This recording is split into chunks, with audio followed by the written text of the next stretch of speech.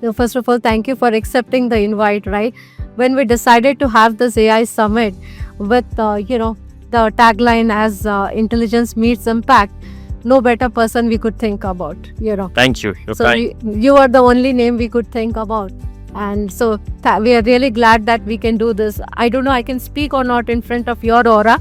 I still remember seeing your gold medal, and in 1.3 billion people, you were the first Indian to get individual Olympic. Such a proud moment for all of us. So you started in 1990 shooting. Decided to take shooting as your career or your dreams, right? At that time when we grew up, we could never think of any sports only, and especially like I personally was really bad in sports. Similar story. We were quite similar then. So we took the easiest path, that they used to say, middle class family.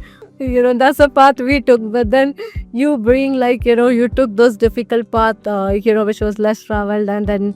So how did that happen, right? What made you take that shooting as a level? So I was a little bit like you. I was a young boy who, as a young boy, actually I hated sport. I was a really fat boy in school, in boarding school, and the only talent that I had was my ability to miss physical education classes or sports classes. I was very good at it. I used to come up with the most creative of excuses. Even AI would not come up with the excuses that I used to come up with. However, I was, as I said, in a boarding school, and I was very unhappy in boarding school. But there was one similarity that I always had in boarding school, was that I used to receive a letter from my father. Okay. And each of those letters had one thing in common, that I must try and play some sport. So in boarding school, I didn't listen to him, finally got out of boarding school, and then started going to a day school in Chandigarh where my parents had moved to. And I was introduced to my first coach. My first coach was the late Colonel Dhillon. So a family friend just said, go try this. I said, okay, I'll try it, because I'm out of boarding school. I was looking, you have more time in a day school, and you want to do something after school hours. So I go for my first shooting session, and I fell in love with this sport. I fell in love with this sport because to be somewhat successful in it, all I had to do was stand still, and there was no running around needed. But that was a reluctant start that I had to sport. But then, of course, soon enough, this sport became a great passion of mine. I fell in love with it. Of course, I saw myself that I could do it. Of course, the physical side was a weakness, but that was converted over time into a strength. But it was a reluctant start to sport, but also just the nature of the sport kind of suited me, because it was a very individual pursuit. It was a pursuit where very early on in life, I had to learn that I had to own my success and I had to own my failure. And nobody else could be responsible for it. So that was something that attracted me to this sport, and then I kept doing it. I kept doing it for the next 22 years of my life, when it was a wonderful journey that I had, which was full of ups and downs. I had some success and I had a lot of failure, and I hope to talk about both today, because equally both were important in the journey. First thing first, right? Before 2008, there was 2004. There was 2000, right, for you, right? And for Indians, that heartbreak of Mr. Limbaram, P.T. Usha, Milkha Singh, how did you deal with those failures, those disappointments? Well, my first Olympics was Sydney. Sydney was a great games, because I was the youngest athlete at Sydney. So to compete just at the Olympic level at the age of 17 and ended up 10th or 11th was a good thing for me. I was a young kid who went to the games. But when I went to Athens, I was actually in the best shape of my whole career. In the 22 years of my sports career, the best form I ever had was in Athens. And I went into Athens really as one of the favorites that I could win a medal. And I really felt that I could, because I was shooting really well. So I go into Athens and I broke an Olympic record in the qualification competition at the Athens Olympics. Yes. I was going to the Olympic final, my first Olympic final. And to be very honest with all of you, to win a medal on that particular day, I had to shoot 10 ordinary shots and I would have come home with a medal. I just happened to shoot the 10 worst shots of my life in that Olympic final. A few days later, they realized that the floor I was standing on had a loose tile underneath, which reverberated every time I picked up the rifle. So in a sport which is all about millimeters and the difference is so little, it was very difficult to really perform. But before I come to your specific question on how I really dealt with failure and what failure did to me, I'll tell you a story. I'll tell you a story of my mother, because I met my mother about 10 minutes after this Olympic final where my world had come tumbling down. And, all I wanted to do is hide in the bathroom and cry. But I had to show a brave face to the world, because, as athletes, we are competitors, but we're also good actors, because what you see on the face is not what is really happening inside. So I met my mother, and she told me that the best I could do on that particular day was to win a bronze medal or a silver medal. But she told me that you, my son, are going to win a gold medal, and you're going to win a gold medal in 4 years' time. And that did come true in 4 years' time, and I learned never argue with a mother's instinct ever again.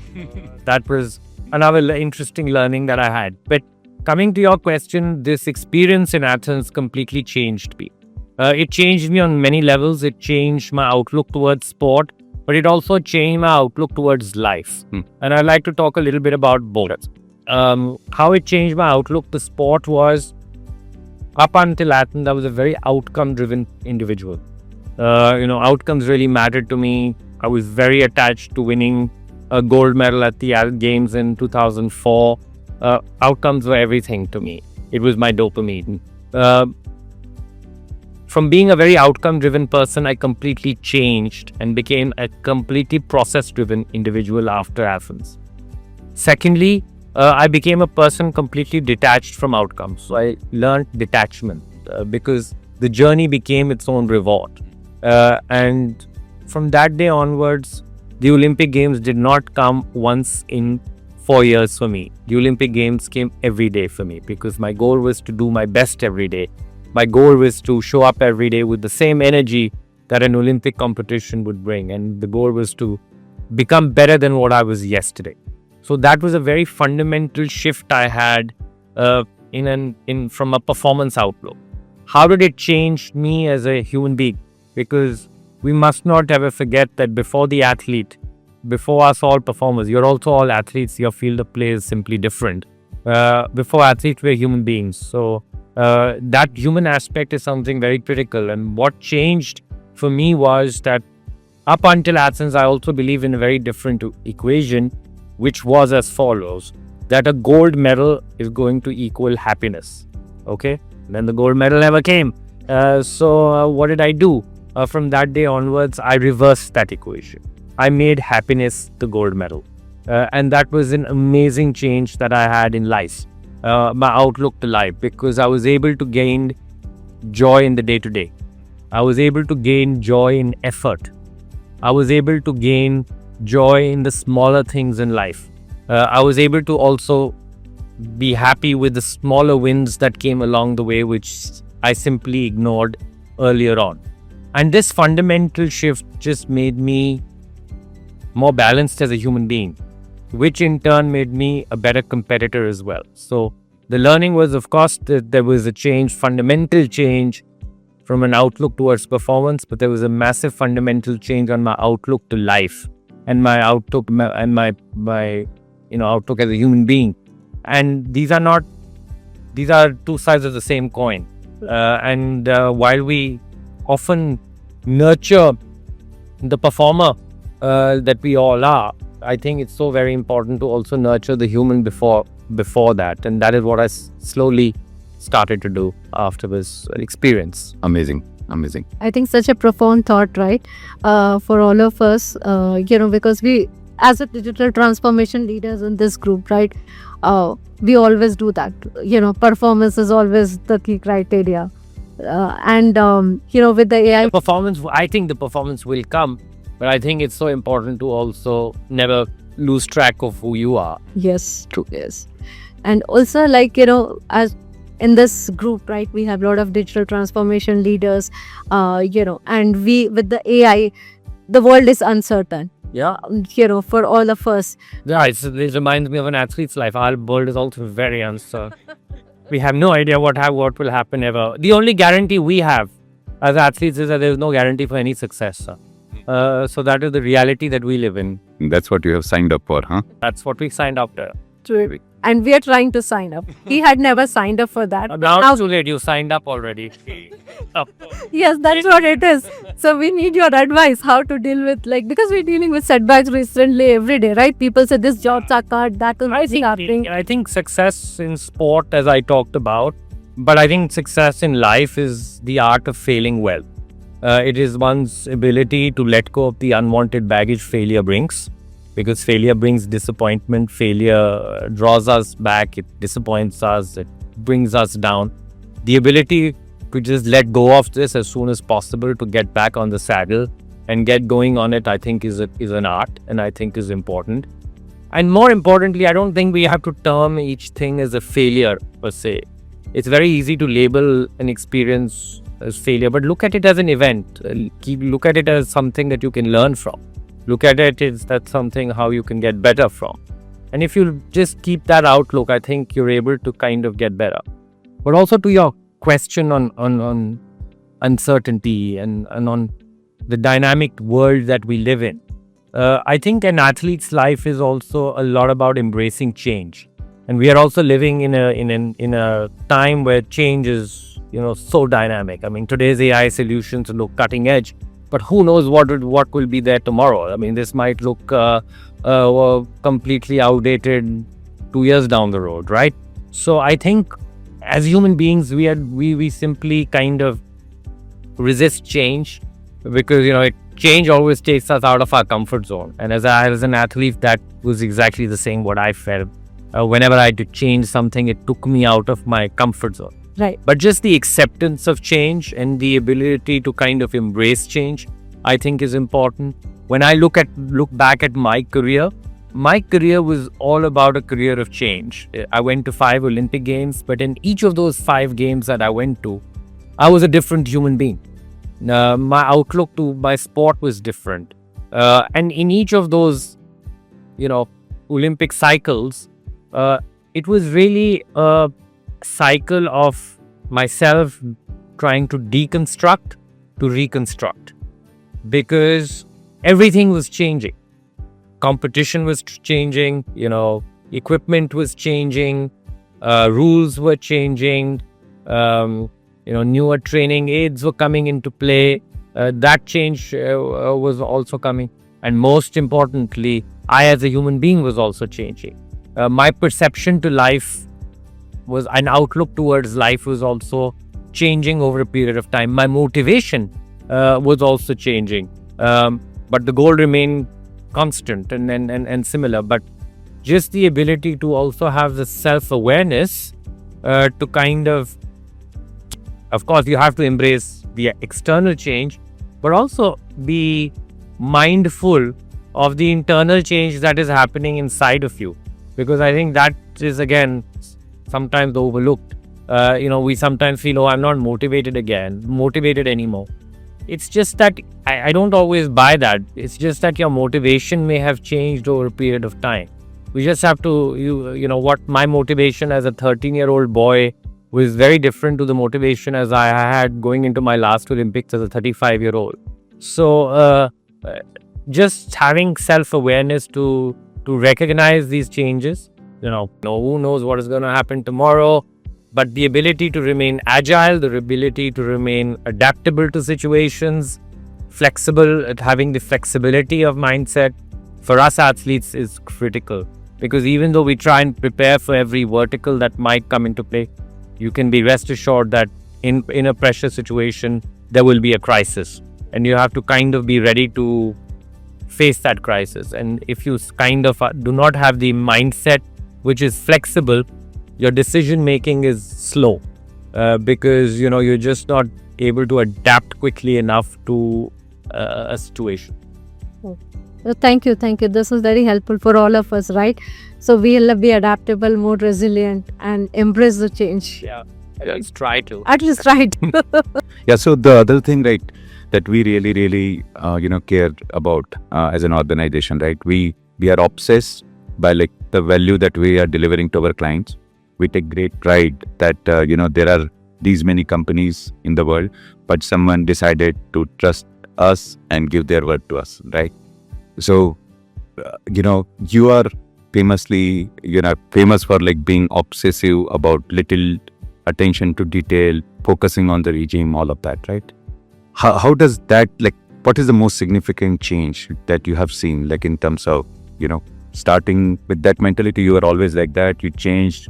Yeah, I think that obsessiveness really was born after failure in Athens when I had the situation with the floor. So, for example, I started training back after this disappointment. I grumbled and was depressed for a week. But after a week, I got back to the shooting range and got training again. And you know what was the first thing that I did when I started training again? You changed the flooring? Yeah, I put a loose tile in the home range, and I started practicing on the loose tile because I just wanted to be prepared if in case I would ever encounter a situation ever like that again, that I would be prepared. I went into great details, and maybe I won't speak about everything, but maybe I'll speak about the areas of technology that I embraced, and how at that time the technology was cutting edge. But again, now today that isn't. So it has evolved over a period of time. So the sport of shooting is a very mental sport as well. It's a physical sport. You won't believe how physical it is, but it's also deeply mental. So I went and got my brain mapped in South Africa. I went to a sports science laboratory where we set up a shooting range in a laboratory, and I shot about 10,000 shots while my brain, 32 areas of my brain were getting mapped. And then, we had data for 10,000 shots. Then what I had to do was hire 2 data scientists who took 2.5 months to analyze that data. But in today's day of AI, that would have been done in under 2 to 3 minutes. Yeah. So that is the change that has happened, and how AI can really also help sport. But with that data, we were able to see what sort of brain activity I had while I was shooting really good. So when I had out of the 10,000 shots, an X amount of shots which were the best delivered, and the sort of brain activity I had while I shot those shots. Then through technology, I was actually able to train to get my brain activity in that sort of way. So I embraced that technology at that point of time. Visualization is something which is you would probably imagine it's important for sport, especially for a sport like shooting. I visualized in something called a samadhi tank. A samadhi tank is a flotation tank which has about 20 centimeters of water and 200 kgs of Epsom salt. So you're basically lying there weightless, freed up from gravity. So you use a lot of energy just dealing with gravity, the human body does. So you're not dealing with it anymore, so your brain is much more free. Your ability to visualize simply improves. I just didn't visualize simply that ways. In the year 2007, 2008, the first ever virtual reality glasses were being prototyped by the University of Munich at that time. So I got hold of these very clunky glasses at that point of time. They were heavy and this big thing. So I had these virtual reality glasses. I was lying in the samadhi tank, and I used to play the sequence of the Beijing shooting hall. And then I used to visualize shooting really, really well and winning the Olympic medal even before I did that in this samadhi tank. But to get that footage and that sequence of that Beijing shooting hall was a very difficult task to do. In today's day of artificial intelligence, you can kind of create that quite easily. So that was something that I did. Then I used technology which was used on Russian missiles. We are in a war, so I had to bring this topic up. With missiles flying all over the place, but there was a laser. It was a laser guided system that missiles have, and I used this laser system on my rifle, which used to track how my rifle was moving while I was shooting. So when I made changes in technique, then I was able to analyze on what exact effect that was happening, in that microscopic detail. Which was really happening. Otherwise, I was always judging it on feeling. But here I was able to actually see in reality what was happening. But if I had the ability or access to AI, just that data that was being collected could have been used in a much more effective manner. I had to do it kind of manually at that time or through a very basic structure. But with AI, that detailing could be quite useful. Then I used quite a lot of technology also from a recovery point of view, because I think, in sport, recovery is so important. So I used to do something which is quite common now, is something called heart rate variability training. I used to do a lot of breathing exercises. I used to do something called neurofeedback. But with all that data, it was quite tough. I had to have somebody really tracking it on a day-to-day basis, because I had other things to do. I could actually go and shoot as well and train, but I had to kind of rely on people to make sense of all this data that was being collected. And that, of course, was not the most efficient. And in today's day of AI, that could be done in a much more efficient way, which is already happening, by the way. An athlete's life is all about injuries, and I had injuries as well during my career. And while, of course, we use a lot of technology for injury management and this, that, and the other, but artificial intelligence in today's day and age is being very effectively used also for areas of injury prevention. Yeah. Because when you're able to kind of map what you're doing on a very day-to-day basis, you get signs even before something really happens. And AI has started to play that role very powerfully. So these are a few things what I wanted to share from a very technological aspect, which I thought would be interesting to an audience like this, and to all of you, and how, which were the things which I did at that time, which were very cutting edge, and how they have evolved, and how AI now is coming into play and playing a very critical role and a very interesting role from a performance point of view also in sport. No, absolutely. I think none of us knew that how much technology used at that particular point of time, right? Pretty much we all think that athletes just practice and then they just shoot or they just play, right? But then you guys are using... That was what I signed up for, but... Yeah, I was... I'm sure you're using more technology than we technologists here, so... Yeah, I can't believe. And that was tough. Those are difficult days because I had to also do a lot of research. Right. And today that research is much easier to do. I mean, we just go, you ask AI only, they'll do the research for you. But there, you had to kind of really ask people. Okay, at some point the internet started to help, but even before that, it was really studying matters, really going to different places, going to different people, seeing what other countries are doing. So it was a lot of hard work to also do the research behind what you could actually put into play.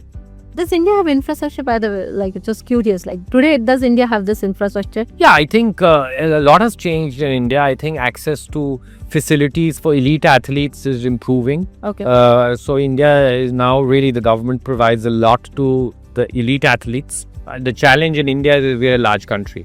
We are 30 countries. We are a continent almost. Yes. And for us to make sure that support structures, that technology really that infiltrates down to the grassroots level will take time. But I'm sure we're taking steps in the right direction. But there has a lot has changed from the time that I started shooting. For sure. I started shooting under a mango tree, and that was my first exposure to sport. And that was how I trained for 2 years, the first 2 years of my sports career. Now athletes have access to very good facility, good infrastructure, which is being built. Right now it's in pockets, but slowly but surely it seems to be a priority that we are seeing that is getting emerged. I am sure, right? India is now winning shooting medals in Olympics. That's all because of you.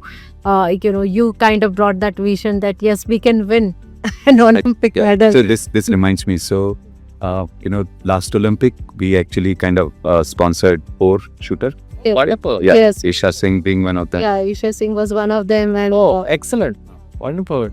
And No, please keep doing that. I'm really happy that you will do, and my grateful thanks for being promoters of sport and helping athletes. I think it's the more people can get involved in helping athletes, the better it is. So thank you very much. our vision is that, like, the idea of starting Tudip Sports was that only, like, how we can support non-cricket sports, because cricket sports get a lot of attention. but other sports like in India still is like, people don't know much about that. So how we can bring that visibility, so that was the idea there. Yeah, coming back here, right? So you use a lot of technology, right? But those days, right, if you had, and you already mentioned, but if you had tools like Workshare or any other AI platform, right, would does that help you like in achieving your dreams before? 100%. I think I would have utilized AI in all the ways that I already talked about. It's interesting that AI can also be used from a psychology point of view. Correct. Of course, it can never take away the role of the human, because at the end of the day, sport is a human endeavor, but I think AI is actually playing a very important role in sport. Not so much on the performance aspect of elite sport, but on the mental health aspect of sport.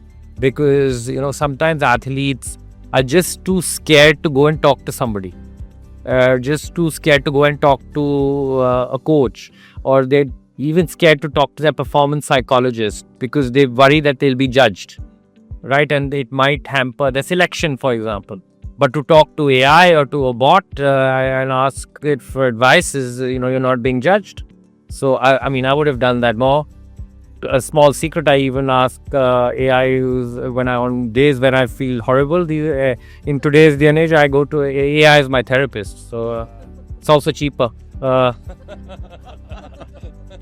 So, that's what I do. But it's a powerful tool, which is being used. It's also being used at the Olympic level, because I've done quite a lot of work in the area of mental health at the Olympic in the International Olympic Committee, and the IOC put in a lot of resources in creating a mental health helpline, because that was the former way of doing it, right? If there's a problem or an athlete is feeling bad or low and there's a hotline available.